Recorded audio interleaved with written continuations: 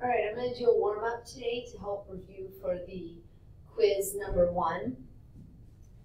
The first problem we have is sine squared plus cosine squared equals tangent squared.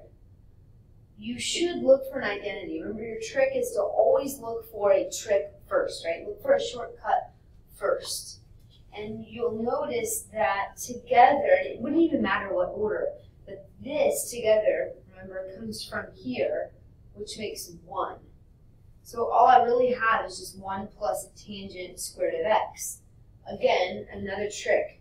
1 and tangent squared, okay, comes from the bottom identities, which remember you can only use these if they're squared. But here, 1 and tangent squared equals secant squared.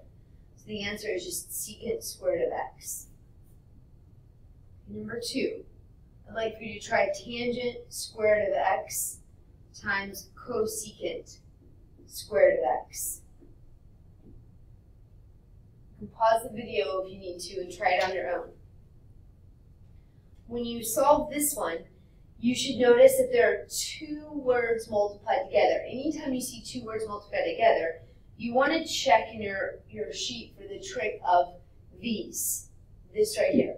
And remember, they're reciprocal. Sine and cosecant multiplied together is 1, cosine and secant is 1, and tangent and cotangent is 1. This whole top section, remember, can be used either squared or not squared. They can be used both ways.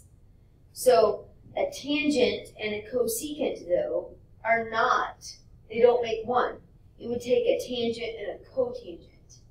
So therefore, there is no shortcut there, unfortunately. But it's always good to check first. So tangent's y over x, so sine squared of x over cosine squared of x.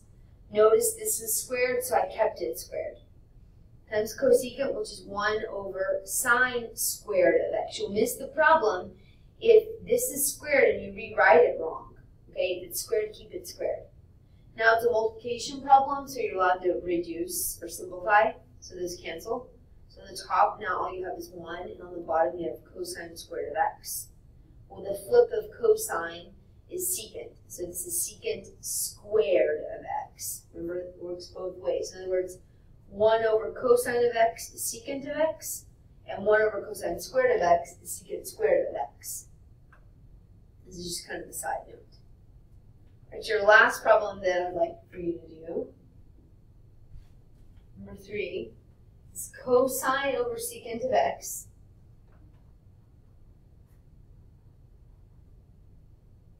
plus sine over cosecant. You can pause the video if you'd like to try it on your own.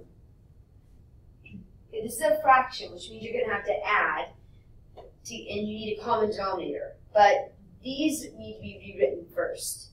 So I'm going to have cosine of x over 1, because I've got a fraction. And this is a fraction bar, so I like to make my fraction bar a little wide.